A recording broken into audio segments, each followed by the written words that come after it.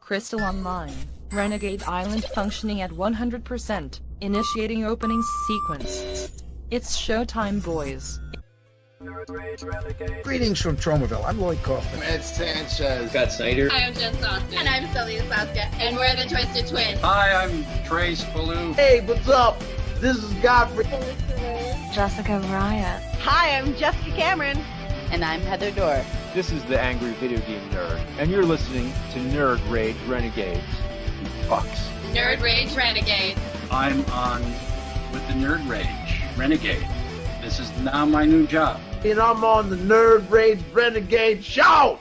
The Spin and the Chief are just the best entertainment and best education in the world. And sequence. Good job, young bloods.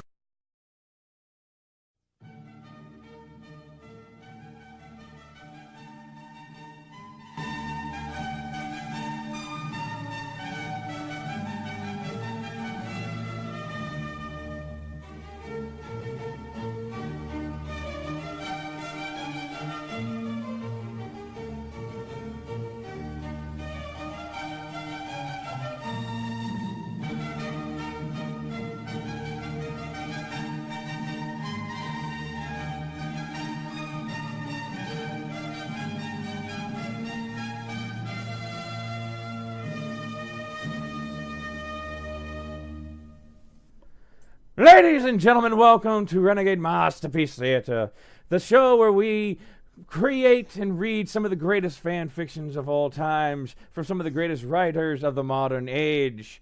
I am Alistair Spin. I'm old, I'm crotchety, and I love a fine scotch. With me tonight is a star of stage and screen. You may have seen him in Xanadu. You also know him from Zardoz in his Mankini, the Space Chief. Chief, how are you doing today? I'm doing well. Are you still wearing the Mankini? I haven't taken it off since 1973. Very good. And joining us tonight, you may know him from the fantastic show Gigahose, and also from the movie preview review show, Mr. Adam Lash. Adam, how are you, my friend? Well, hey, everybody. I'm good. Thanks for having me back. You know we cannot do this show without you. We cannot do Renegade Masterpiece without you. No, this is this doesn't go on unless Adam shows up, and we managed to we tracked him down with infrared and our special terror squad on 4chan, and we found him and we tied him up to a chair again, and we're forcing him to read adult fanfics once again. That's where those guys came from. I was wondering, 4chan. That makes sense. Yeah. That's right. Yeah. Yeah, we found you. We had to hire those people from the dark web.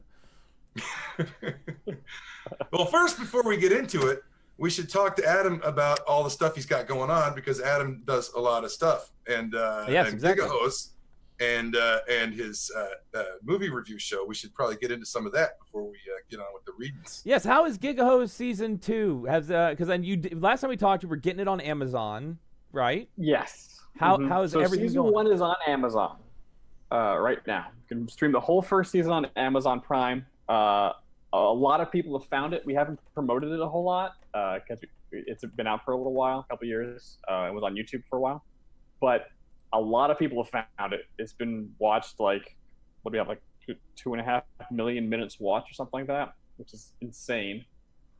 Season 2. That's the big thing because we filmed it last year. We are into the last rounds of editing. It will be up on Amazon Prime, hopefully inside of before Thanksgiving. Let's say that before Thanksgiving, in all likelihood, Gigahose season 2 will be up on Amazon Prime. And what I just put in the chat there, that is a link to Amazon.com/Gigahose. That is your link to Gigahose. Yeah, go check it out, everybody. It's funny. It's good stuff, and we'll make sure to remind everybody. If you shoot us a line, let us know when it's coming, and we'll make sure to remind everybody. I will. Yep. It's the second season. I've seen the rough cut of the second season. It is very funny. It will be slightly funnier after all the edits are done and everything gets cleaned up a little bit. but more crazy sex jokes and puns and physical humor, and not as much nudity this time as the first time. But more furries, right? We're up right. in the furries in season 2, right? We have, what do we have? We got we have some clowns, and we have I love that evil laugh. Pony.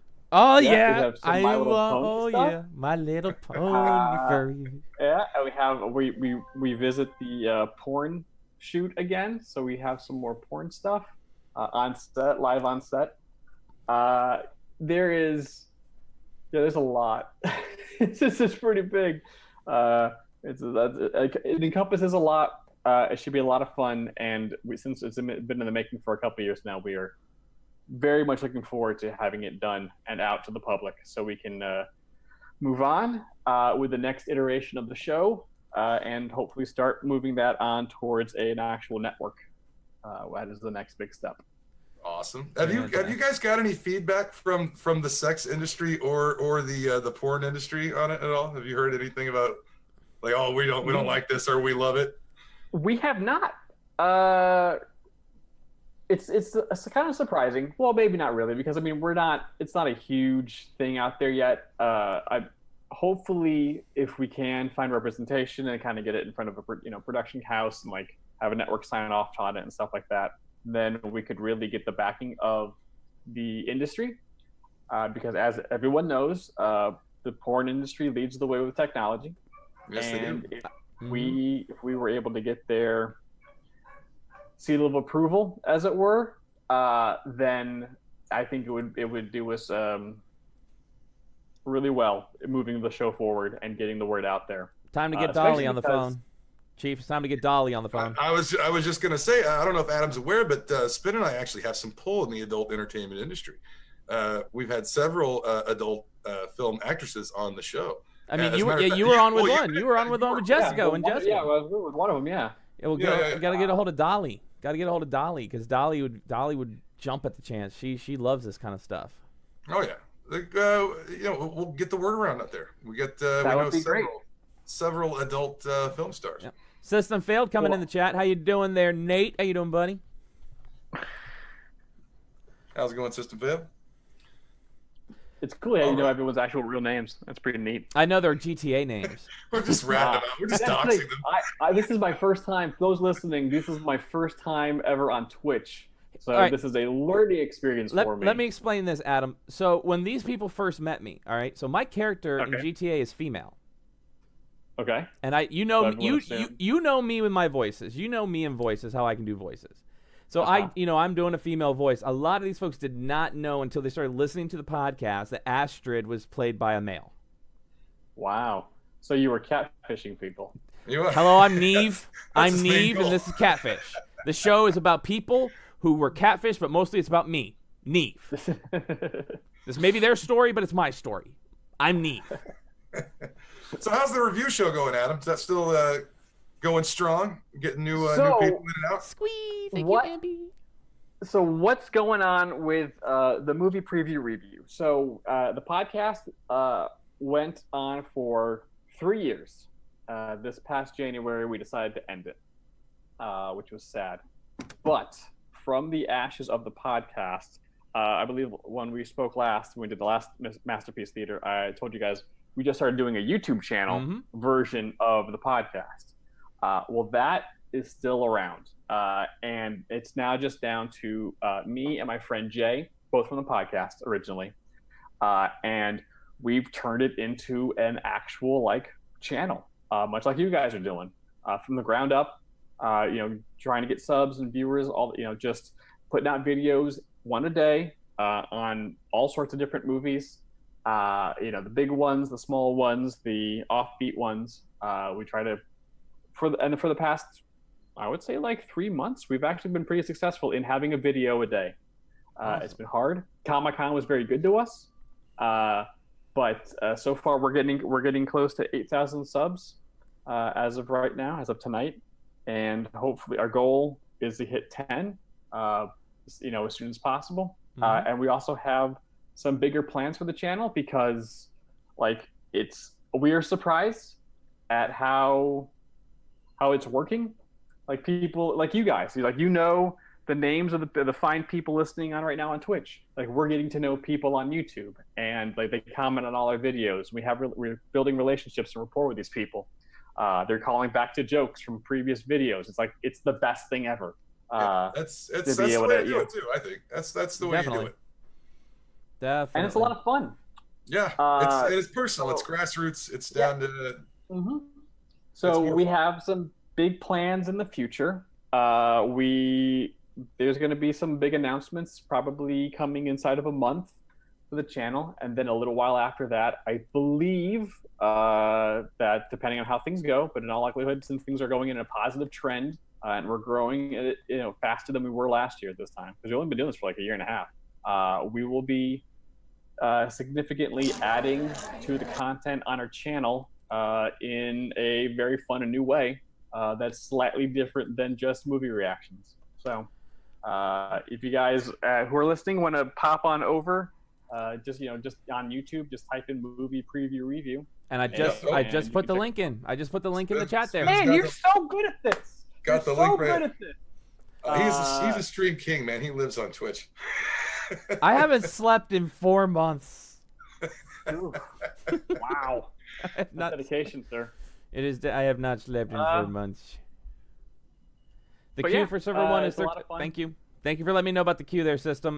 Keep me informed throughout the night of the queue, because usually after the show ends, I pop in GTA and we continue a stream on GTA. Let me know how the queue goes, because we'll see if I'm gonna get in tonight. We'll see. GTA queue is a bastard, Adam, in case you don't know. Okay. Just put it out there. All right. Spin, my friend, are we ready to read some erotic adult fan fiction? I believe so. My children were just telling me good night. Oh, well, good night, kids. Time to get dirty. Let's see. Server 2 is 8 of 8. Thank you, Ambi. Love you. Preacher's in the freaking chat. How you doing, Preacher? Where's Cloud Panda? How's it going, everybody? Where's Cloud Panda? Why is she not here? She better be here. Where's Cloud Panda? Damn it! Everybody out there, get ready to enjoy some erotic fan fiction. So let's put it out there too. Let's put this out here to the chat. All right, let's put it to the chat. We have 2 stories right now. Which one do you want first? Do you want Kirk and Spock, or do you want Orko and the Sorceress from He-Man and the Masters of the Universe? We got both. Which one do you want first? I'm gonna put that out there to the chat, so that way they can tell us who they want. Now, keep in mind, both at the same time. Both at the same time. That's going to get confusing. Okay, oh God. If it helps your decision at all, I picked the Star Trek one, and Spin picked the Masters of the Universe one. I had to pick the Masters of the Universe one because it's from one of our favorite writers of all time. I just had to, Oh, I get it. Yeah, she's great. She's amazing. I wanted to find more from Hot Sauce. Hot Sauce is elusive. I've only found the few from Hot Sauce. Hot Sauce is a leprechaun. Sometimes you'll find its pot of gold, and then you'll never find it again. That's right. That's how it goes. So, you know what? We're gonna start off with Kirk and Spock. And guess what? I'm gonna do for everybody in the chat. What are you gonna put up some visual aids? Everybody get their pants down and get ready. I am actually gonna link the story in the chat, so if they want to read along at home, they can. Uh-oh. Now remember, you will know it is time to turn the page when you hear the chimes ring like this. And I think I actually played it. Let me see if I actually did that. I'm going to change this. Did I actually play that? No, I did not. Okay, so I did not, because it's not on there. So you'll hear the chimes ring like this, or something like that, whatever. You remember those old books on tape? Anybody remember those? It's either a bell or like a mogwai screaming or something. R2-D2 beeping. So we are going to be reading Life as a Frozen Spoon. Yeah. This is by Hutch Life. We've never read anything from Hutch Life, but I read through this. And Jake Door 8 coming in with the follow. Thank you so much, my dude. Thank you so much for that follow, my dude. See, this happens during the show. We just get follows in here, Adam. This is what happens live. We like follows, and people appreciate their name being called out when they do. Exactly. Yeah, we do. Because Everybody, you got to convince Adam to get on the Twitch. Adam, move some of your content over to Twitch. There you go. The Twitch, yeah. Yeah, get them follows over on the Twitch channel. You know what I'm saying? It's not the podcast. It's at AndyChan207. How you doing, Jake Door, man? How you doing, man? All right, so we're gonna be doing Life as a Frozen Spoon. This is a Star Trek fan fiction by Hutch Life. Chief, am I doing? Am I when we go through this? Am I doing a Shatner or who do you want me to be doing this as? I like the Shatner. I think go with traditional, and I'll if I get a Shatner line, I'll do my best Shatner, and then I'll do my best. We'll just do our best Shatners and Spocks. Okay, we'll do our best Shatners and Spocks. Now, as always, do we let Adam go first since he's the guest? Do we let him start reading first? I think that's tradition. In the words of Tevye, tradition. That's right. And as a disclaimer, Hutch Life would like everyone to know that he does not own Star Trek, and he doesn't make any money from this. So that's good to know. For years I thought Hutch Life owned Star Trek, but I did too. I didn't know. All right, so this is Life as a Frozen Spoon. He does not own Star Trek. Please expect bad language and sexual content. Oh, please expect that. Because we would not have it any other way. Adam. So I think as we do this, like normally if there's that first line there is small, go ahead and read that in the next paragraph, and then we'll switch as we normally do. So here we go. Just for people who this is the first time listening to Renegade Masterpiece Theater, you should know that there is a little bit of a game going on right now of who's going to end up getting the paragraph with the actual intercourse starting. And the money shot. So we don't know ahead of time because we take our turns, and sometimes we read a couple paragraphs, sometimes we read one. So we don't know who it's going to be, but you'll notice that there's a big celebration and or maybe a sigh when we realize who's going to get it. Well, that's good of you, right? And also remember that I've looked through this already, but I don't know where the money's. I know it's in there. I know there is one, but I don't know. So I'm not cheating. I don't know exactly where it is. So it could come up for me, could come up for any of us. And if I start praying for my immortal soul, game over at that point. All right, let's start this. Adam, take it away. Here we go. That's the last of it, sighed Jim as he threw the last feeble branch into the dying embers of the fire. Indeed, Captain, answered Spock, glancing up. His face looked as inhuman as Jim had ever seen it, his sharp features thrown into dramatic, if unreliable, relief by the flames. Spock's pale skin appeared quite sanguine in the firelight. That's a pretty big word for fanfic. Hey, sanguine. Fancy schmancy words here. We don't take kindly to your fancy schmancy words in our fanfic. And Jim amused himself for a moment by considering what creative insults the fire might add to Bones' usual devil-related repertoire. I think it might be unwise to venture out from the relative safety of this cave in search of more, now that the sun is set. Jim nodded dully and wrapped his arms tighter around himself. It was ball-freezingly cold. Sanguine to ball-freezingly. Yep. Make your willy hard as glass. And the night stretched before them like one long, boring knock-knock joke. Cold midday tomorrow, the Enterprise would be able to return and pick them up. But until then, they were stuck here in this freezing fucker of a planet. Wow. Wow, quite a roller coaster. 2 paragraphs in, this has already been a roller coaster. Spock. Exactly, up and down. But Spock, damned. Ion storms, muttered Jim, wiggling his toes inside his boot to try to fend off frostbite. Right, me? Mm-hmm. All right. Quite unusual for an eruption to occur so violently and so unexpectedly, answered Spock, whose hearing, it would seem, was totally unaffected by the cold. Jim feared his own ears might drop off at any moment. It's all right, Spock, said Jim, knowing that the Vulcan had been as close as he had ever come to being embarrassed at his failure to detect the imminent expulsion of ions from the nearest star. No one could have predicted it. It felt like it had cost him at least a toe's worth of heat energy just to say that, and Jim closed his mouth with a snap. I've been ruminating on the possible ways to improve the Enterprise's scanning systems for this particular type of, began Spock, staring into the glowing coals, but Jim let out another sigh before he could stop himself. Oh, very nice. He felt guilt pull in his stomach immediately as Spock's sharp eyes shot up to his own, one eyebrow headed north, slowly, disparagingly. I'm sorry, Spock, said Jim, meaning every word. I'm just so damn cold. I don't think I can make it. I don't think I can think about equations and ions right now. I understand, Captain, his companion said, his voice surprisingly warm. For all that he could be stubborn, tiresome bastard sometimes, Spock was a good friend when it really mattered. Jim shifted uncomfortably. He could no longer feel his backside.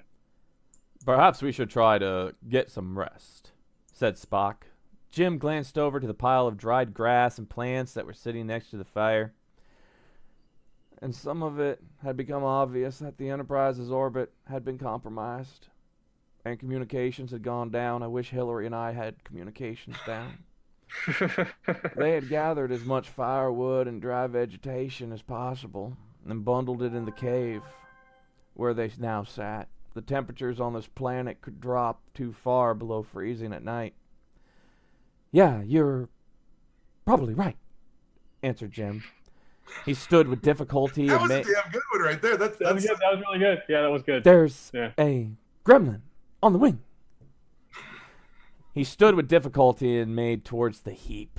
The grass was warm from the fire and was giving off a pleasant, musty smell. I'm just taking a wild guess here, guessing at the length of this. I'm thinking Adam might get the money shot here. Just a minute. Could be. Maybe spin. I don't know. Okay. Okay, who's saying this? Okay. Spock. I suggest the best course of action will be to lie on top of most of it, began Spock, surveying the pile. That way, the conductivity of the stone floor might be somewhat negated. The remainder should be used to cover us, as far as it will be possible. Agreed, said Jim shortly. The cold was making him irritable, and he felt that short sentences would be safest. He helped Spock. He was sanguine earlier, didn't he? Or was that the narrator? Yeah. Short sentences. He helped Spock arrange a makeshift mattress out of the larger portion of the grass, and they both paused somewhat awkwardly. Spock, I know you're used to the warm, began Jim. Perhaps you should take it. You're probably feeling the cold worse than me. Okay. While I appreciate sentiment, Captain, began Spock, folding his hands behind him as if he were back on the bridge, and Jim could expect his yeoman to bring him a nice cup of coffee at any second. That's actually, wow, that's good terminology. That would be illogical, that would be an illogical course of action. Firstly, while it is true that I prefer warmer ambient temperature than you, my Vulcan physiology enables me to regulate my body temperatures better than a human. Secondly, sharing body heat will benefit us both. He paused and looked steadily at Jim. Jim felt an unexpected surge of anxiety roll through his stomach, but still let a smile pull up the corners of his mouth. Real quick, Jack Preacher coming in with a host of 4 people. Thank you so much, Jack. Those 4 people, welcome. Welcome to your mind. To the middle of this. Mr. Spock getting it on with Kirk. Okay. All right, Mr. Spock. Big spoon or little spoon? Spock, still staring at him, leveling in the dim light, blinked once. Pardon me, Captain. It's a human thing, Spock, smiled Jim, turning to the grass and flicking some stray bits away from the fire with his boot. He glanced up and found Spock still staring at him, eyebrows raised at half-mast. Ain't the only thing. Ain't the No. only thing at half mast. That's the wrong verb in the wrong place. He wasted his half mast. Now I'll tell you this. I'm gonna say this. It should have came way later. I think. Yeah, you're right. There is one thing I'm waiting for. I'm waiting for the classic Wrath of Khan Kirk line somewhere in here. Oh, the con scream, or the Khan scream, but not him saying Khan, but something that's kind of like Khan. Oh, yeah. You know what I mean? It could happen. It could happen.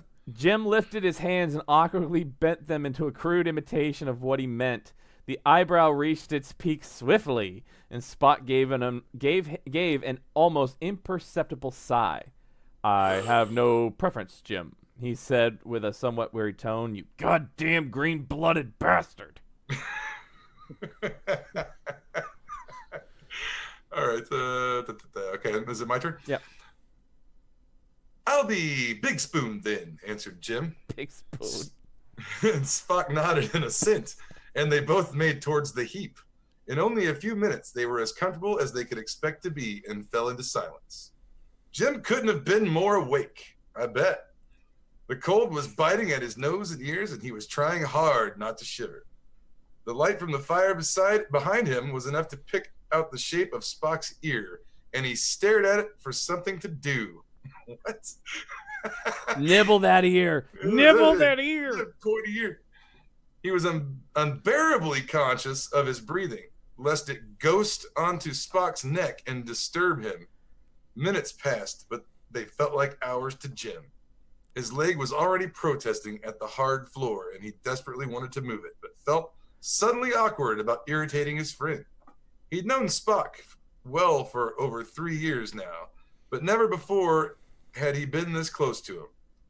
The Vulcan was funny about physical contact, and Jim respected that, even if he did sometimes deliberately break the unspoken taboo to try to get a rise out of him. Giggity. Yeah.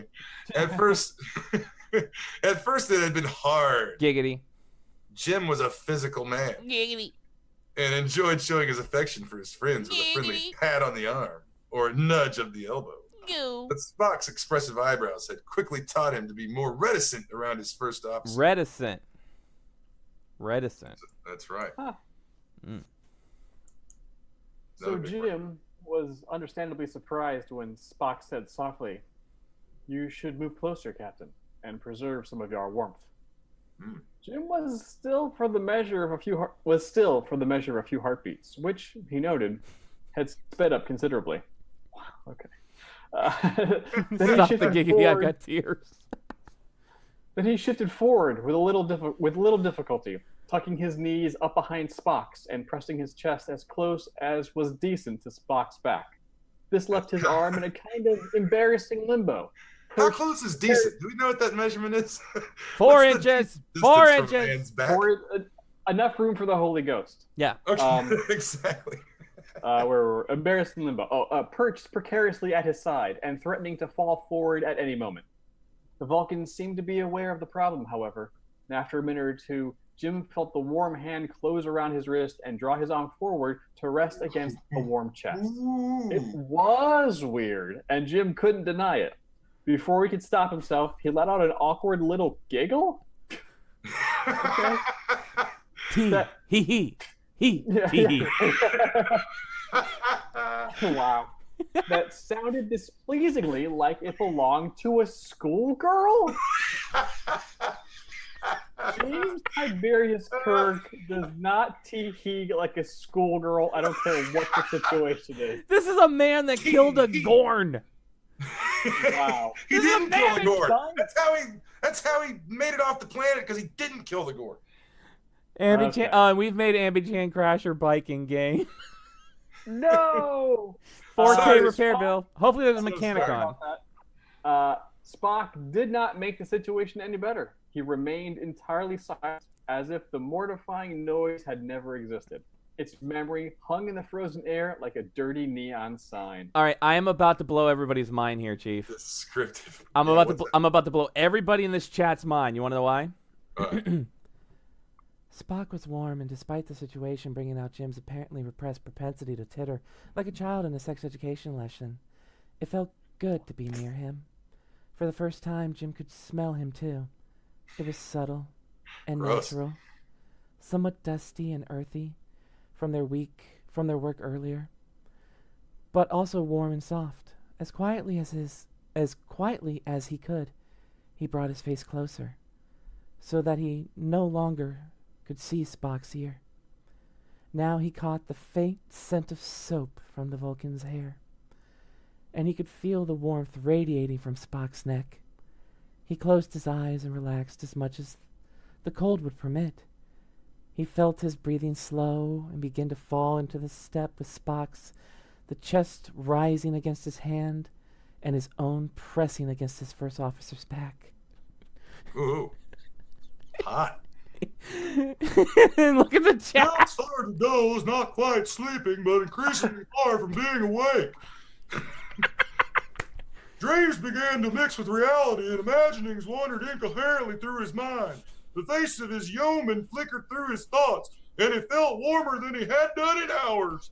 She smiled at him with a heavy, sultry gaze, and he felt his pulse throb in his chest and wrists. Why am I hearing Estes Perkle right now? I don't know. That's just a crazy voice. Will you, Chief, will you come? Will you come? All right, I'll read the next line. Spock shifted, and Jim's dreams melted away suddenly. He was instantly aware of the cold air pressing in on him and the heat of his companion at his front. He was also instantly aware of his hard-on. I got part of it. Hot, sticky embarrassment shot through him, and he breathed heavily. Again, no. Wrong time for those adjectives. He's blowing his load too early in this story. Yeah, hot, sticky embarrassment should shoot out of him, not through him, right? He wanted to move backwards, but feared that the movement would make his predicament all the more obvious. Then, to his everlasting humiliation, Spock spoke. It's all right, Captain. Jim let out a breath. Sorry, Spock, he said, with the faintest hint of a laugh. Ha, ha. You were asleep, the Vulcan said quietly, and Jim felt the words vibrating through Spock's chest. Your dreams must have engendered the reaction. Okay. Wow. Yeah. Breathed Jim, but Spock's words had not set him at ease. Indeed, he could feel himself growing harder by the second. Blood pooling in his groin. That doesn't sound healthy, though. Pooling? No, it really that sounds like a stab wound. It's pooling in his groin. He's got a subdermal hematoma down there. Moments passed, and Jim willed himself soft to no avail. That's not how it works. If anybody can, James T. Kirk. Oh. Yes, sure, yeah.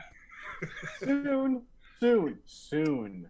He was fully hard and pressing unmistakably into Spock's lower back. My goodness. God. Are Vulcan buttholes in the same spot as people? Holy crap. Hold up. Kenro Gaming coming in. Shoot. Kenro Gaming coming in with that 2-month Twitch Prime sub. That's 2 months. Kenro Gaming. Thanks a lot, buddy. 2 down, many to go. Yes, we have many more amazing Renegade Masterpiece theaters to read together. It will be great. Yes. But for now, God, huffed Jim with false humor. I'm really good. I'm really sorry. Try to relax, Captain.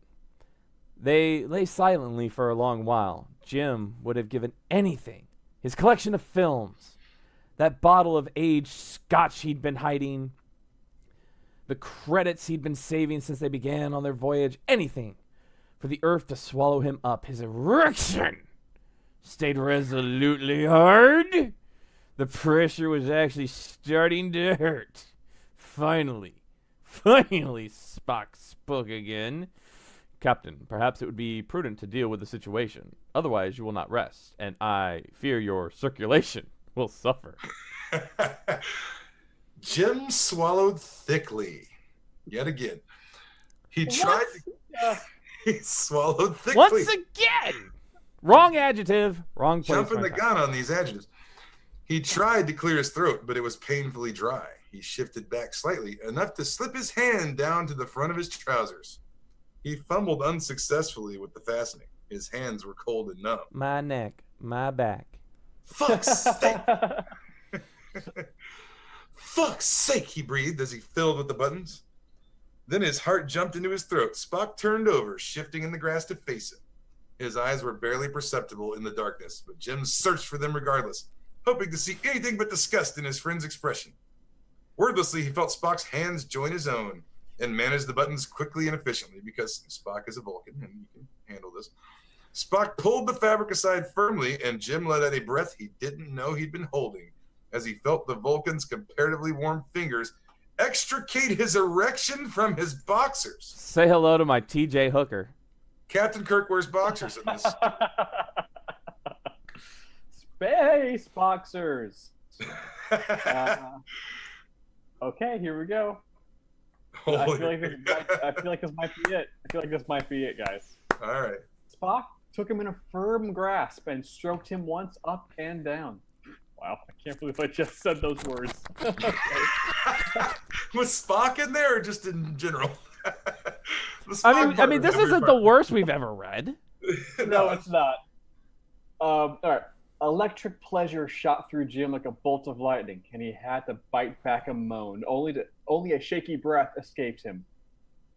Spock stroked him again, and then again, beginning a steady but effective rhythm.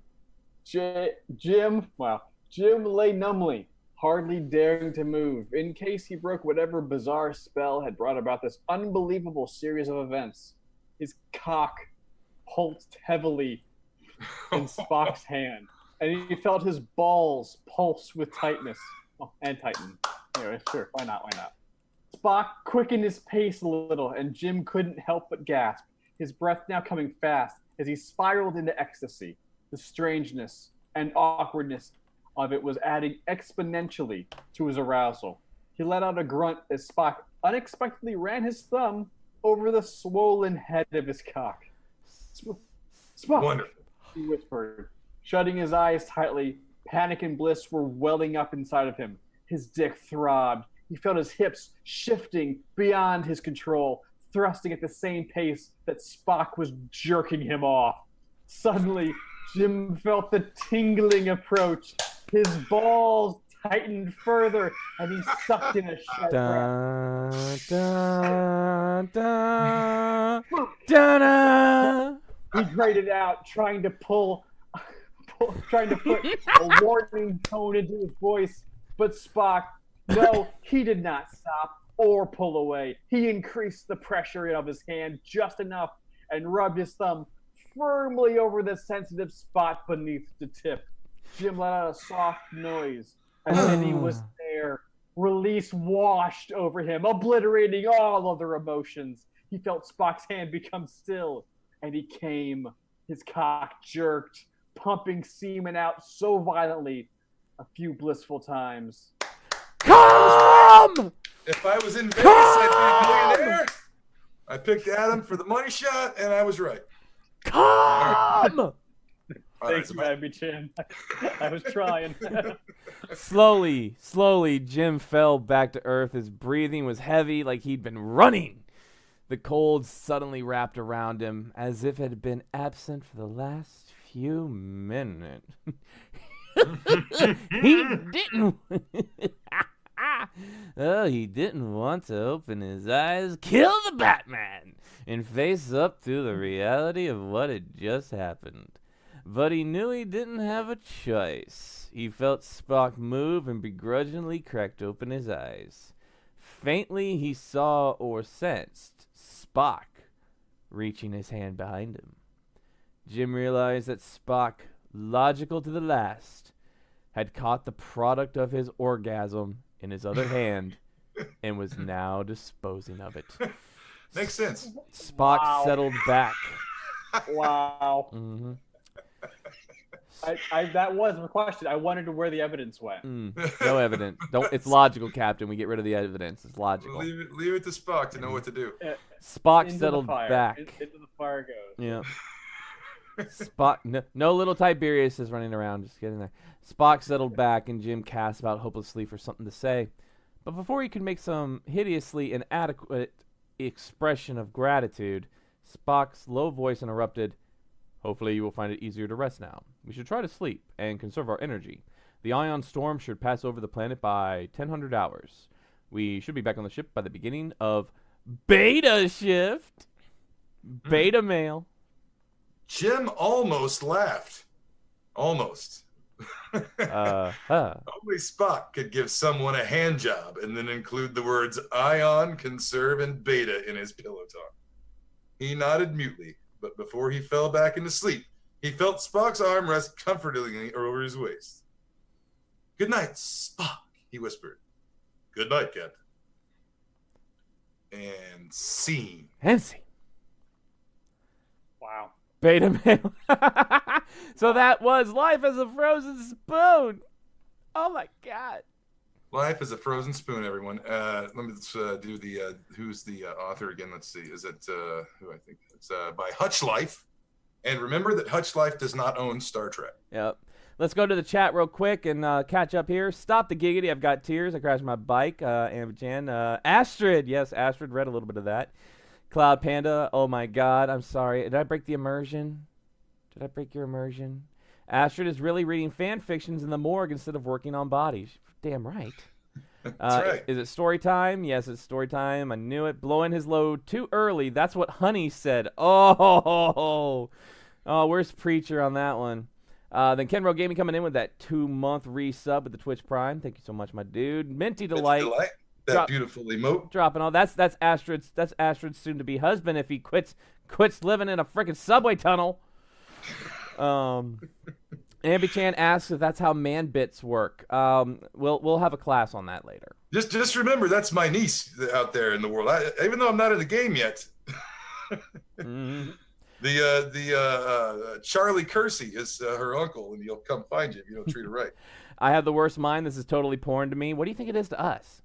That's what it is. That's what it is. I need to find old cast. If this isn't the worst you've ever read, I put that in there for you. Yep. Wong is a Zulu. Beta male wears Wong, and Wong is a Zulu male. Oh, man. So that's, yes, now you have a taste of what Renegade Masterpiece Theater is all about. And we've got one more of these tasty treats coming up for you. This one doesn't seem to be quite as long as that one. Maybe.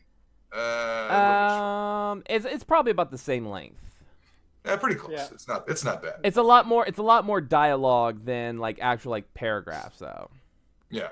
All right. So I am going to put this link into the chat there. That way you can all follow along. And then so this is Blue Sugar. This is from one of our absolute favorite adult fan fiction writers. This is by Negaduck9. Negaduck9 wrote one of our really wrote like the whoa what that who dat Ambi Chan coming in. She wishes to live deliciously, coming in with that tier 1 sub. Ambi, thank you very much. Thank you so much. Let's show some love in the chat for Ambi Chan. Going to be dropping that emote there for her. Thank you so much. Get that Gert. You get that Gert. You get that Gert. Oh, yep. You get some Gert. You get that space sheet. Get some Gert. Renegade Masterpiece Theater. You get the Gert. Thank you so much for that sub, my girl. Thank you. Now enjoy that emote everywhere you go. Enjoy that emote. Spread it around. Right. Put it all over everybody's face. Get it in their hair. Then throw it in a fire. That's right. Dispose of it just like Spock. Yep, be just like Spock and dispose of it. So, this one is, I want it on a shirt. Working on it. Chief and I have them. Yes, indeed. Chief and I have them. We're working on it. Adam's going to get one, though. Adam gets one first, though. Oh, wow. Thanks, guys. When we get them done, Adam gets one. Because this is like, what, fifth, sixth time you've been on the show with us? It's been more than 3. No, this is my third Masterpiece Theater. Yes, this is your third Masterpiece Theater, but you were on 2 more times other than that. 5. Yeah, this is like 5. 5 times total. You're up there you're like it's Saturday Night Live. We keep like that club, the 5-timer. Yeah, you're getting close to the Goodman's dozen. The Goodman's dozen. John Goodman. But yeah, we're working on shirts. We're actually working on shirts, so everybody can rep that awesome emote. So Blue Sugar, this is by Negaduck9, who wrote one of our favorite stories called Henpecked, which was Camilla the Chicken and Gonzo getting it on in the Electric Mayhem bus while the Electric Mayhem watched. That's right. And we were all had sleepless nights after that. And, and I had to talk like this like all night. Now, should I start this one since we made Adam I start think the we first will. one, Let me just do this. The disclaimer, Negaduck9 does not own He-Man and the Master of the Universe and makes no money from this story. Orko and the Sorceress are copyright. Mattel and are used without permission, but with a lot of affection and respect as they bump uglies. So, so this is Blue Sugar. This is by Negaduck9, also known as Kim McFarland. We love you, Kim McFarland. We do. Chief, I would like you to do the first paragraph as Paul Kersey.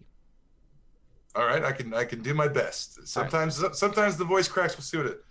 I want some Charles Bronson. I want some Bronson. Give me some Bronson. It was a calm and quiet night. The sky above Castle Grayskull was black and featureless. The stars and moons blotted out by clouds. The summer air was still and humid. The forest surrounding the castle was silent but for the buzzing of insects. And punks in the streets. The library within the castle was a peaceful place. Few of the books were ever read. And no wonder, as the shelves rose all the way to the distant ceiling. Only a small percentage of the books were within the reach of most people, unlike me and my 50 caliber hand cannon, punk. A small figure floated in the heights near one bookcase. Orko sometimes came here when he was bored or lonely. There were many books about magic here, full of spells, different from those he had learned on Trolla. He wouldn't dare try most of them, even when they were described well enough. These days, all but the simplest magic went haywire in his hands, which made it frustrating to read about these spells, but it was better than nothing. There we go. Was that enough? Yep, that's going? good. No, that's good. Adam, you're up. Oh, right. At the moment, he was facing the shelf, intent on one book that he had found. He did not notice the soft sound of the sorceress's wings as she flew up to greet her visitor. When she touched his shoulder, he yelped and darted straight up, dropping the book. Quickly, he looked down and saw her, and then held a hand out. The book stopped in midair, and then rose back into his hands, its pages fluttering. Quickly, he closed it and stuffed it back into its place on the shelf. Then he turned to her. I don't remember how Orko's voice goes. Was it kind of like high-pitched? Man, it's really, but you could choose not to. We'll try this. We'll try it out. Here we go. Sorceress, I didn't hear you. I see, she said. I was just reading, and then I didn't hear you coming. Sorry, he hammered. What were you reading that was so engrossing? She asked. Just one of the magic books, he said, clasping his hands behind his back. She flew forward reluctantly. He shifted out of the way. To his horror, she took the book he had been reading on the shelf. She opened it and thumbed through the first few pages. Tantric magic. That's the secret word. I'm the secret square. Quickly, Orko said, I didn't look for that. I just sort of found it. I'm Uncle Arthur. Hiding a smile, she told him, everyone who can reach this high finds it sooner or later. Whoa, really? How do you know that? She gave the book to him. Hold it open. He did, looking up at her rather than at the pages, which displayed an acrobatically complex set of illustrations. And she said, yeah. She glanced at his hands, then she flew behind him. Someone the size of a human... Hold on. What? Hold on. Yeah, like, FML, like, totally fucked my life. Like, someone the size of a human would hold it like this, she said, reaching around him. Him to touch the cover. I hit him with a wrench. Now he felt the covers was worn there by many hands and hadn't noticed it because having shorter arms, he, like, held it lower down. Oh, yeah, I get it. He closed the book as quickly as he could without catching her thumbs. All right. She told him, I've looked through it too. He looked up at her. You have? Does that surprise you? Well, yeah. I mean, you're the sorcerer, ass. That's how I said it. Pun intended. She said quietly, I'm also a woman, Orko. Doesn't that sound horrible? Doesn't that sound terrible coming from me? I'm also a woman, Orko. Chief, what's so bad about being a woman, huh? Huh? What's the... I mean, It really, just doesn't. No, I'm not saying anything wrong with that. I'm saying there's something wrong with me. What? I've lived as one in game for like 5 months. I have an identity crisis. I don't know who I am anymore. Sorry, he said, embarrassed. I might ask why you were so interested. Those spells are meant to be practiced by human-like people. Oh my God, she's a speciest. Stupid speciest. Well, there's magic like this on Trolla. Not many people are good at it because it's hard to concentrate. But every magician's tried it at least once, you know. But this stuff is different, he finished uneasily. Yeah, you know, on my planet, we usually just take a belt, tie it around our neck, you know, flicking over the doorknob, you know. That's what we do. Wow. How so? So.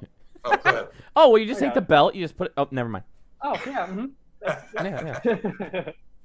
Orko hesitated for a few seconds, then decided that there was no point in trying to hide it from her. Trollians aren't that different from humans except for size. I mean, we have all the same stuff in the same place, and I do the same things with it, but some of it looks like it hurt. Now she was surprised. What do you mean? Well, he flipped a few pages, then held the book open to her. Like this. The diagram showed a woman on her knees, straddling a reclining man. A beginner's position. One more for warming up a pair of casting partners and working actual magic. The drawing was detailed at the point of their connection. He saw and felt her face become warm. Wait, he saw and felt her face become warm? Okay, In the so picture? Are we talking about the sorceress? That's a magic. I We don't think know. so. I don't know. Or the It's like woman a in very the fast diagram. moving picture. I Yeah. need an adult. There was nothing painful looking about this image. Quite the opposite, in fact. What's wrong with it? He looked down at it and then up at her in disbelief. How can that fit? She has to be hollow. Hey-oh. Hi-oh. Oh, somebody's hung. The sorceress looked down again. The male was not exaggerated. Idealized, perhaps, but that size looked anything but painful. That is normal for humans, Orko. It would only hurt if she were a virgin. Oh, what? What? She made herself look away from the illustration. Look away, not for your eyes. Which was beginning to make her feel very warm indeed. It had been so long. Before Tila was born, and old feelings came rushing back to her. Yeah, Tila ruined it all. Tila came out and just ruined it. Party's over. You know, yeah. I used to be Cabo, and now I'm like TGI. Now I'm like Shoney's on a Saturday night. Someone who had never made love before. Oh, there's a word for that, huh? He shrugged. On Trolla, virginity was considered unimportant. Yes. That had some interesting implications, she thought. He had been here for years. How could he not know? But then she supposed it wasn't a subject likely to come up in a conversation with him. What is that special? And there are practices in a book that would work. Are there practices in a book that would work for Trollins? I've never seen Orko have. Orko has legs. Supposedly? No, he floats. He floats. I know he just floats around, but like under that robe, apparently, he says he's got all the same stuff in the same places. You know what kind of? You know what book he needs to look at? Maybe it's a book written by I don't know, Shayton. So he's like a little spindly blue dude. His dick is just hanging in that robe, and okay, I got a whole new outlook on that character now. Oh sure, most of it. He flipped pages, then stopped and said, "No problem. This section was devoted to cunnilingus." Katie. How did Trollins, who hid their faces all the time, have oral sex? Find out tomorrow on Mr. Wizard. From the lack of embarrassment in his voice now, they did, but she found it hard to imagine. She flipped a few pages and then asked, "And this?" Okay. Now he sounded queasy again. Well, kind of. I mean, of course we do that, but if we were made like that, she'd choke. he's kind of bragging, isn't he? It's kind of a braggart thing to say. Never lost. Never lost. So Trollins are not built to the same scale as humans. He shook his head once, emphatically. Not like that. My shit's huge. She looked at the book thoughtfully as she considered. She asked, "Do you find this branch of magic immoral?" He's basically saying, "No, we don't have little noodles. We have big noodles, not little. I'm not like Jeffrey Wong. I don't have little noodle." You're going to choke on it if you try this. He just told the sorceress that. He just basically said, if you try this with me, you'll choke. Like, let me just tell you, this is going to go down your throat, and it's going to, it's just going to, you're going to explode. It's going to come out the other side, basically. Basically. You're like, it's like, you ever see that scene in Cannibal Holocaust? Yeah. He paused, then answered, "No. On Eternia, many people consider it immoral to have sex unless you are married to your partner." He shrugged. "Well, I wouldn't do that with someone I didn't like. But otherwise, why not, as long as it's friendly?" "I thought you were reluctant to show your faces."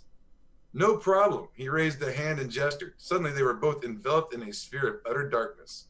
Not even Orko's glowing eyes were visible. Then the light returned just as suddenly as it had vanished. "We just turn out the lights," he told her. Wow. That's new. They all turn out the lights. That's got to make the girl feel good. I see. I suppose I assumed that because Trollians don't show their faces, that it would have been more inhibited. He pointed out, Eternians walk around with their faces showing. There's a whole lot more, but they get funny about doing anything with what they show. I've been here for 10 years. I still don't get it. Do you want to? Huh? He looked at her puzzled for a moment, then laughed when he understood. "I wish, but I'm only Trollian on Eternia. I'm the only Trollian on Eternia.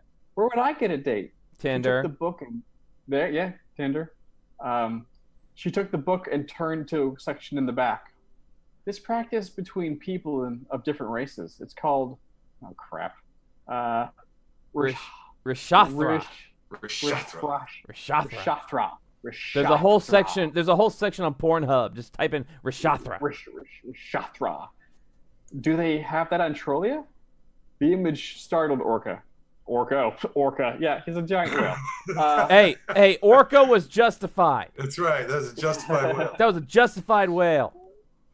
It was a human male with a quadrian female. Sure. He answered, "There's only one kind of people on Trolla. We don't come in dozens of different races like Eternians do. Many practitioners of tantric magic are not human." He looked at her without speaking for several seconds. Then he said, "Oh." His expression was hidden in shadow, but his dawning comprehension was clear in his voice. Then his ears slanted backwards in distaste. She asked, "What are you thinking?"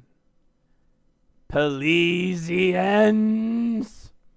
No thanks. Too fuzzy. No, Chief, the furries. Not the furries. I'm having flashbacks. Not the furries. Not the furries. She smiled with amusement. Trollins were the same size as Pelesians, although there the resemblance ended. He had understood her then. Among sorcerers, size differential need not be an obstacle. In other words, size does not matter. That's right. It's the motion of the wand. Huh? How? Would you like me to show you? He blinked unwillingly to believe that she meant that the way it sounded, but he told himself he could trust her, even if he wasn't sure of what she intended. He knew she wouldn't do anything unkind. All right. She led him down through Castle Grayskull to a set of rooms. Unlike most of the castle's chambers, which were large and dark, these were comfortably small and well lit by gently shining spheres with riding crops and gimp masks and chains and these weird things, you know, dildos of all sizes, strap-ons everywhere, dragon Welcome dicks. to my red room. 50 Shades of Orko. Hovering just below the ceiling like fireflies. Chairs, tables, a bed, all perfectly ordinary furnishings he would never have expected to see. And then she opened up a closet, and his eyes got wide, and he tried to run, and she stopped him, and next thing we know, Orko's in pain. And he didn't have a safe word. She didn't ask. All right, my turn. Let's see. Noting his surprise, she asked, "Did you think I sleep on a cold stone floor?" "Well, no, I guess I should have guessed there'd be some place to live in here." It's just like meaningless. "There's always been a guardian in Grayskull," she told him. He nodded, understanding the nest. What are you going to do?" I'm going to take my little thing, take your little thing, and nip-a-dip. Who's foist? "It's done. I can change your body into that of a human." "Oh, come on, that's getting boring. No, I'm now. a unicorn. You I'm a gotta keep it unicorn. blue and weird. It's not fun. His eyes widened and his ears slanted back in alarm. "Temporarily, a simple shape-shifting spell, which will make you look human for a few hours until your body's normal shape reasserts itself." Become human? He'd seen a lot of weird things here, but that was something that had never occurred to him. Well, he wouldn't really be human. Spells like that didn't affect your mind. He said, "Okay, I guess." Noting his hesitancy, he asked, "Does that worry you?" Not really. Not really, he answered truthfully. "I trust you. How do you do that spell?" She knelt, then said, "Kneel as I am, facing me." He lowered himself to the ground and did so. "Close your eyes." Oh, great. She's having sex with him like they did in Demolition Man. yeah. The circlet's going to come out. Yeah. Oh, yeah. Then we're going to go to Taco Bell. Throw the rings around. What are the 3 shells for? What are the 3 shells for? What are they for? Damn it. He heard her speak softly and felt currents of magic swirl and eddy gently through himself. It was very strange to feel one's own bones lengthening. Hey-o, lengthening bone. But not distressing. In fact, it was a nostalgic sensation. Back on Trolla, he had worked transformative spells without difficulty. The weird part was the feeling in his hands and feet, and he had fewer fingers and toes than humans. He did not open his eyes and watch his hands change, even though that would not affect the sorceress's magic. Some things were better off not seen. The sorceress was surprised at how quickly the spell worked. Normally, a body put up some sort of resistance to this kind of spell. But then Orko was a sorcerer and a magical being himself. Spells might work differently on him. She opened her eyes and studied the man kneeling before her. He was of average size and build. He had the light blue skin of a native of Anwatgar. Sure. And there was little else to see, as his clothing covered him completely, and his hat and scarf still shadowed his face. She said, "It is done." Adam's getting all the weird made-up words in all this paragraph. All right. Anwatgar. Yep. Well, my kid.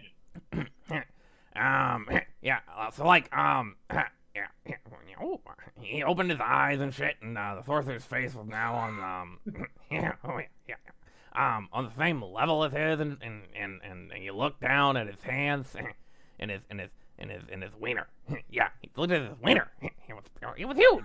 Oh my god. And his clothes still fit, thankfully, and he couldn't always count on that because he's like the great Cornholio. Oh, I need TP for my bunghole.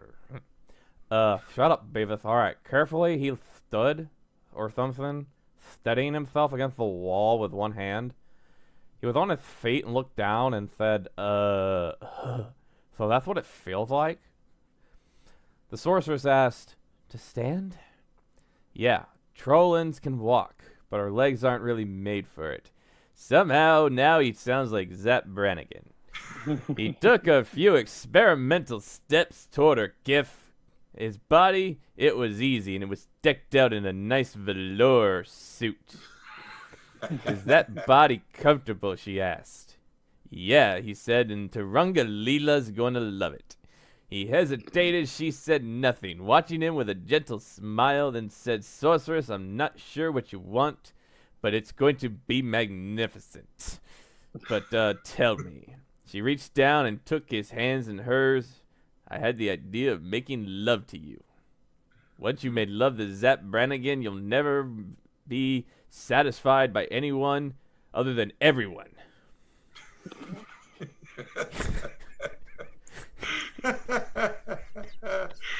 Okay. I can't. He let out a breath. Woo! Like Nature Boy. Woo! Just wanted to make sure we were on the same page. "Perhaps it does seem strange," he said quietly. "Not really. It's got to be lonely living here by yourself. Even though I live in the palace, I get lonely too." He took her other hand. "I don't know how humans do things, and I'm a little out of practice. So, show me what you like." "I will. Do you wish to create a sphere of darkness?" He glanced away, dithering momentarily, then said, "Yeah, if it's all right with you, I think I'd freeze up without it." "It's not." She touched a finger to the scarf covering his face to hush him. "It's all right. I may not truly understand Trollin modesty, but I accept it. If I do anything that upsets you, say so." "Okay." Ha! This isn't a very romantic start, is it? "I suppose not, but some things must be said." She reached up to her headdress and said, "Cast your darkness." He raised a hand and flicked his finger, and the room was suddenly engulfed in a magical shadow. The extra finger hadn't made a difference, he noted. He reached back and untied his scarf, then lifted off his hat. It felt strange not to have to thread his ears through the holes in the brim. As he removed the rest of his clothing, he was very aware of the sounds of cloth moving, coming from the sorceress' direction. He thought, "What am I doing?" He had never even considered getting involved with anyone on Eternia. Women here were just there, right? Yeah. Women here just weren't attractive to Trollins. Too big and tall, but he liked the sorceress, and he trusted her, and he wouldn't refuse her invitation if he wanted to. He hoped that in the darkness with this body, he would be able to respond to her. The sorceress was having similar thoughts. She would have liked for him to remove her clothing, as that was more romantic, but she guessed that that would push Orko's Trollin reserve too far. Orko?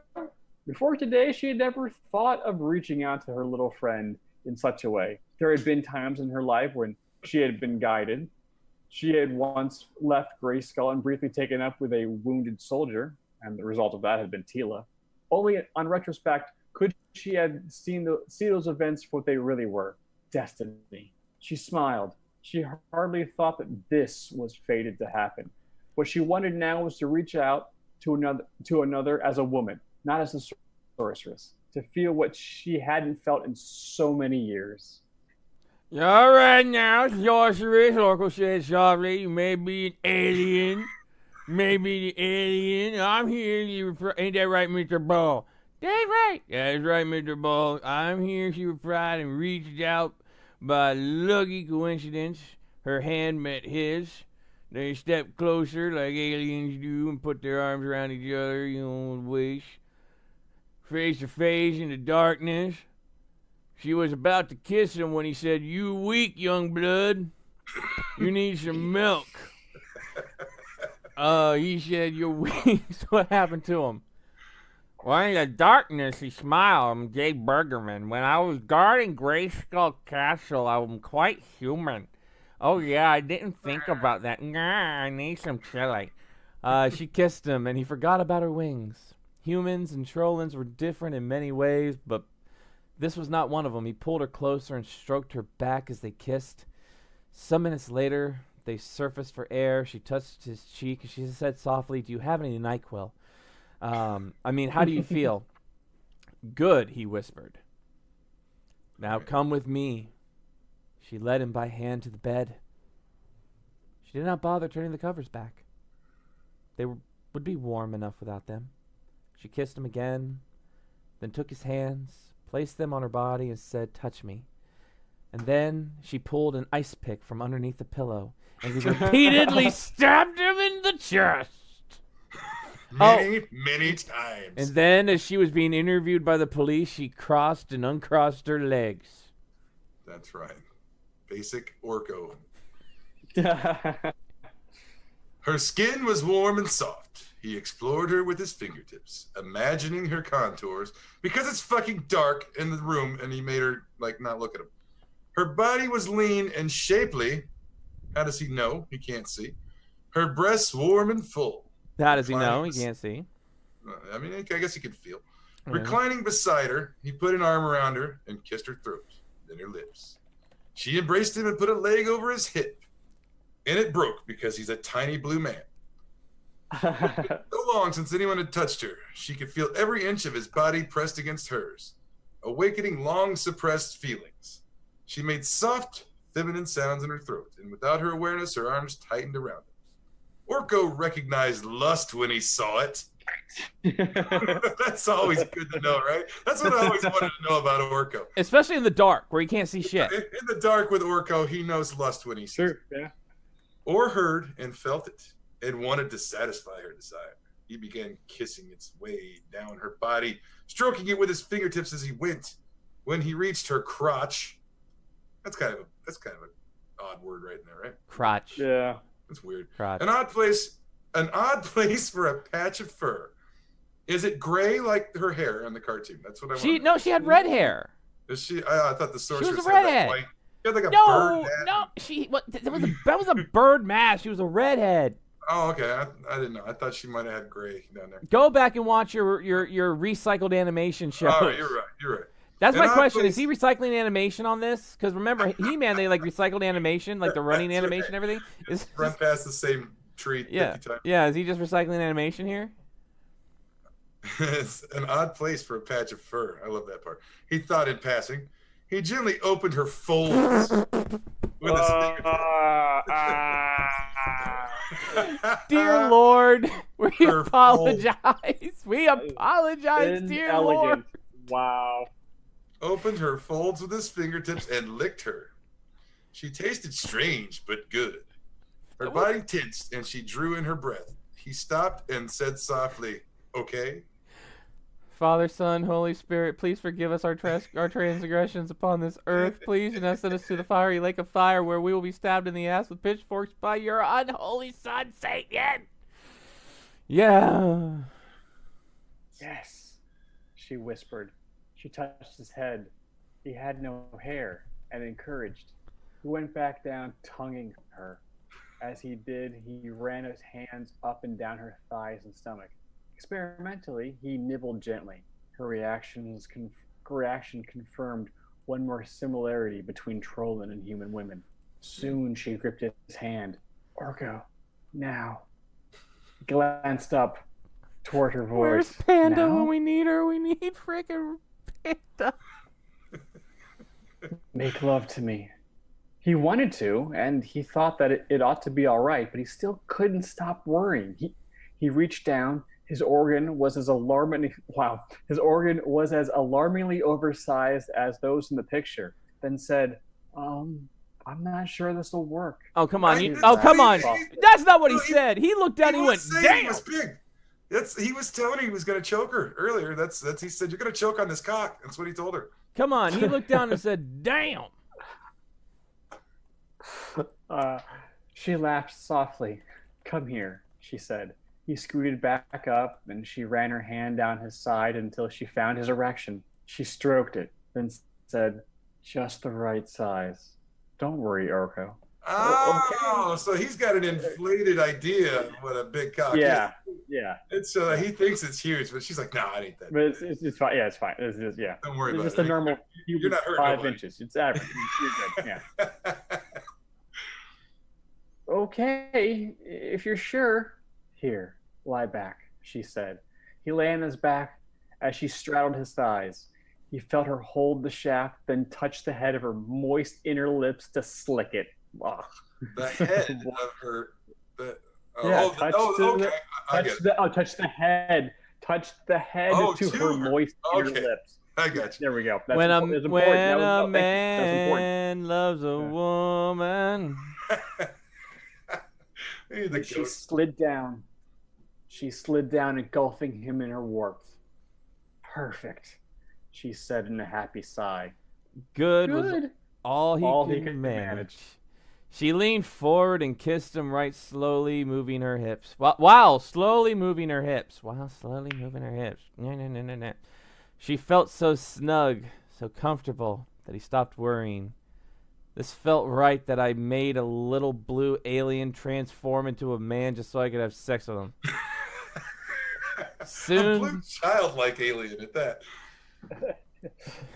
Stop saying that word. Moist. Moist. Soon she sat. Moist. Soon she sat up again and, placing her hands on his sides, began moving her hips more insistently. At first, he held her hips and thrusted up to meet her. Then he had another thought. He licked 2 fingertips and reached down to the point of their connection to stroke her clitoris. Michelle, take notes. A soft sound of pleasure assured him that his guess was a good one. Her movements and sounds became sharper. It was great, wonderful, and more insistent. It was more. Believe me, it was great. We had the greatest climb, And then he felt her grip tighten around him. It was great. It was amazing.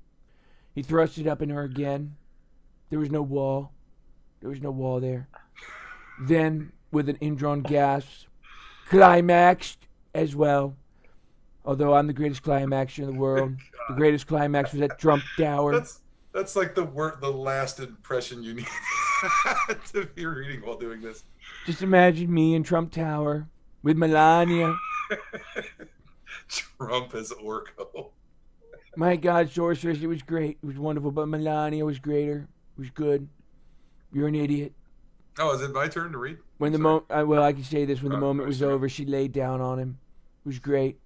Careful not to let him slip out, because we wanted to make Orko great again. Wordlessly, she rested, her cheek on her shoulder. Moga, make Orko great again. He embraced her and stroked her sweat-dampened skin. Neither spoke. They did not want to feel the moment with words. Believe me. Believe me. It was great. Just wanted to believe me. The best words. Believe me. It's huge. Orko was huge. It was great. It was huge. His little hands couldn't grab around it. It was so huge. And I made sure Putin knew about it. It was great. And I'm going to make China pay for it. China. Better to touch and feel each other. China. She opened her eyes and saw nothing. After a moment, she remembered Orko's darkness spell.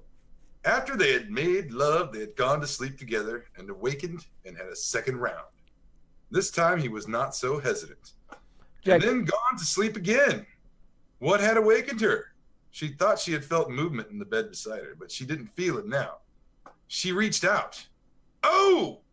She realized when she touched him that the shape-shifting spell had worn off. He was now his normal size once more. After pausing for a few moments, she drew him close. It was almost like holding a child. Oh, No! God. No! That line is now deleted from the story. It's deleted. Okay. Deleted. All right, Delete. the end. Sit. Done. Over. And Jack Preacher, Tiny Hands, that's fake news. That's fake news. You don't know about real news. It's fake. I'm going to blast you on Twitter. We didn't know about that line. We didn't quite read the last one, but we'll skip that part. That's What was the one we did? Was it Wizard of Oz where we had to keep saying that like Dorothy was 18 years old? Oh, yeah. That was it. Yeah. Something like that. Was it that one? She's 18. Here's what's going on. Interesting. We're actually, we're reading this. We're actually having like a girlfriend swap in the chat here. Hey, I don't know what's going on with any of that, but hey, fill me in. What's going on? Yeah, what's going on here? We want to watch. Come on, let us watch. What's going on? Where the come on, we want to watch this. This is like I love this. This is great. Streaming, we'll share you. We'll raid your stream if you show that. Yeah, we'll put it on. We'll put it on the Trump news. The only unbiased news in the world. It's fake. No fakeness here, and it's, who pays for it? China. China. Jesus Christ. Oh, man. Well, looking at the time, that was actually good. We were able to pull out 2 in the time allotted that we had here. We don't have a Trump in Canada. You will. Very soon. Believe me. Believe me. He's Believe coming. me. I'm coming. Me and my huge hands. I have huge plans for Canada. Canada. Canada. It's a great country. Too bad it's owned by the French. It's French. All of it. Don't worry. Oh, man. Right. So, so this has been Renegade Masterpiece Theater. This is one of the funnest things we do all year long. Yeah, we love it. And thanks for coming, Adam. We Adam, can't do it without you. We can't do it And he's here without once- you. He never fails. Yeah, and he this never lets us down. Yep. Once again, make Thanks, sure. Jack. Once again, make sure I'm gonna link. First of all, I'm gonna link Adam's YouTube in the chat once more for the movie preview review. I'm also gonna link to Giga Hose here on Amazon. If you got Prime, make sure you check it out. If you don't have Amazon Prime, get Amazon Prime. That way you can watch Giga Hose. And also remember, with each if you have Amazon Prime, you can link Amazon Prime with your Twitch account, which will give you 1 free Twitch Prime sub to any streamer you want on Twitch. That is a free sub that is free to you and helps out that streamer. That's right. And remember, in the next little while here, Adam will let us know, but season 2, Giga Hose, will be on Amazon Prime shortly, and we'll let you know when that's happening. Yep. I'm gonna go through here just for tonight because we did have stuff going on tonight. Let me refresh this here. That way it's not just a white box. So we had Jake Door 8 came in with the follow. Thank you so much, my dude. Jack Preacher, of course, with the rate of 4. Thank you so much. Kenro Gaming with the 2-month Twitch Prime sub. And Ambi Chan coming in with that tier 1 sub. Enjoy those emotes, guys. Also forgot to tell you, I'll tell you now because I totally forgot, but I have a new video up for the Pink Collar Crime series on YouTube. I will get It's that on my the channel. YouTube. Spin will take that and put it on the Nerd Rage channel, but you can currently watch it on my channel if you can find it. Commentary for Alice in Wonderland is rendering, so that will be up this weekend. Excellent. So we will have Alice in Wonderland, the 1985, I believe, Alice in Wonderland TV movie. Adam, that's the one with it was like Sherman Hemsley was in it, Scott Baio, Baio, Harvey wow. Korman, John Stamos. I mean, young John Stamos. Oh, Yeah. wow. Who else was in there? Ringo Starr, Whoopi Goldberg, I Sid think? Caesar. No, no, Telly Savalas. Oh, Sammy Davis Jr. is the caterpillar. Sammy in this. Davis Jr., Shelley Winters, and Carol Channing. How are Harvey you? Korman? How are you doing? I'm Carol Channing. Oh, I remember. This is the one with the the the- scary ass Yes. Jabberwocky. yes, the Jabberwocky. Yeah. That Yeah. scared the crap out of me as a kid. So did Yeah, I. yeah. We did the commentary for the first part. We are going to find commentary to do for Through the Looking Glass. Which Adam, Adam, you're welcome to join us when we do when we record commentary for Through the Looking Glass. You're more than welcome if you want to relive that scary ass Jabberwocky from your Because that was childhood. the cliffhanger, wasn't it? Didn't Yeah. it end with the Yeah, Jabberwocky? Mhm. Yeah, it did the whole Alice thing, and then she went through the looking glass and he saw the monster at the end, and then you had to wait till next week or whatever it was. Yeah, or 2 wait till next week. And then of course, Chief, what's the one also you found that we're going to be doing? Double Edge. I've got 2 actually. There's one called Double Edge, which is hilarious, and then the other one is called American Mission. Okay. They're both on Amazon Prime. Both hysterical, late 70s, early 80s action movies. Really funny stuff. I think actually the Double Edge might be early 90s actually. And a But couple it's other inexplicable ninjas just popping out. It makes no sense, either one of them, and it's just fantastic. Exactly. A couple other things that'll be coming up. It's August right now. In October, we are going to be bringing you our annual Horror Fest month. That is a whole month of nothing but horror movie, horror story talk right here on the show. That's 4 shows, all horror themed. One of the fun, we love doing that. We get to talk about serial killers and cults and crazy shit and movies. And we usually get 1 or 2 horror movie type guests on the show Yep. around that time. So maybe we'll get like Felissa on, or we'll get Yep. one of them guys on, Gigi maybe to come on. for Yep, Horror some of the people in the horror industry, and also that month will also be capped off by gameplay live streaming of Call of Cthulhu, Ooh, the I can't official game. Chief and I will be getting that. I'm getting it for the PS4. Chief is getting it for the Xbox One, and we'll be doing some streaming for Call of Cthulhu in September. The beginning of September, we'll be doing some gameplay for Spider-Man on PS4.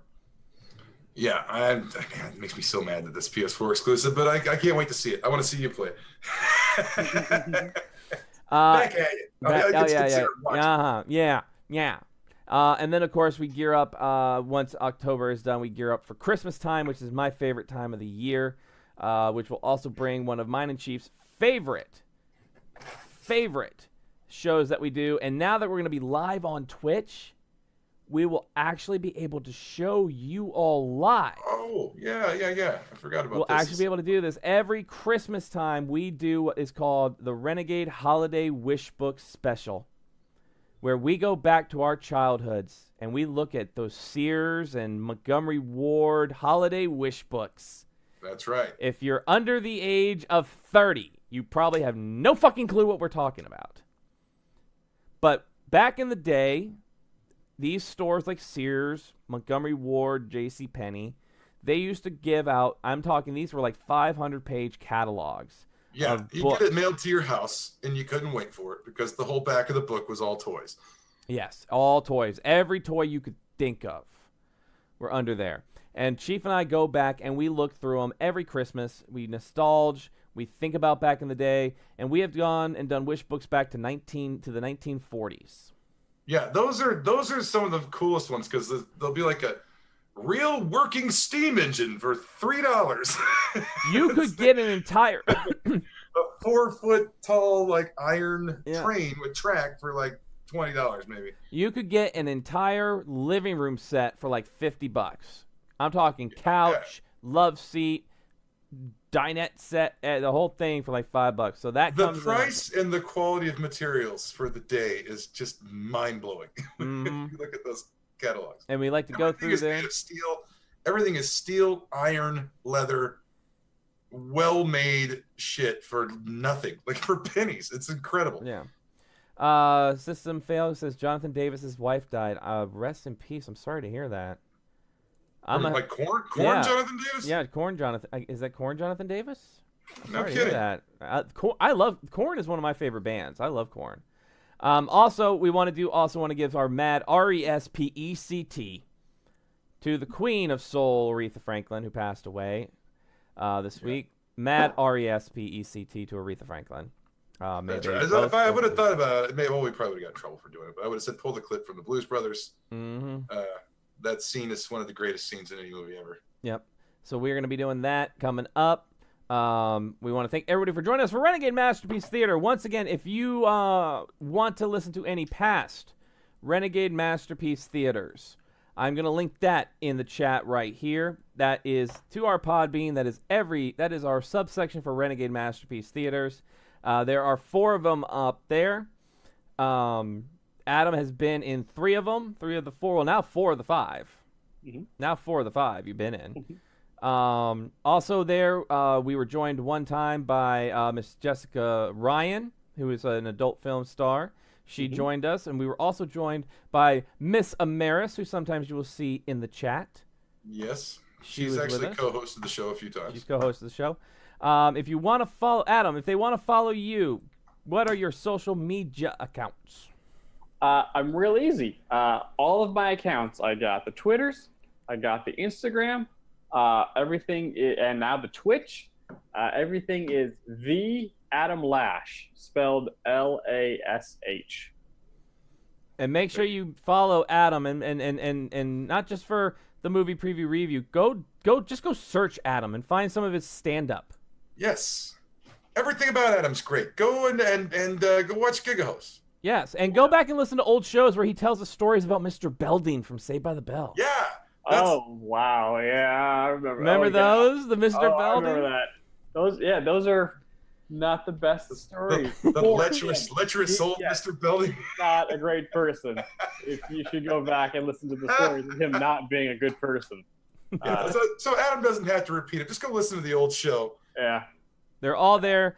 If you go to that Podbeam, all of our episodes, all the way back to episode 1, are on there. You can hear back when Chief and I actually were a lot more ragey than we are now. Oh yeah, there was a lot more. Now it's kind of like the old guys read dirty fan fictions and talk about movies. And We're kind of like new kids on the block. When we were young, we were all like, "Hey, girl, what's up?" You know. We were all Donnie back then. Yeah, we were all Donnie Wahlberg.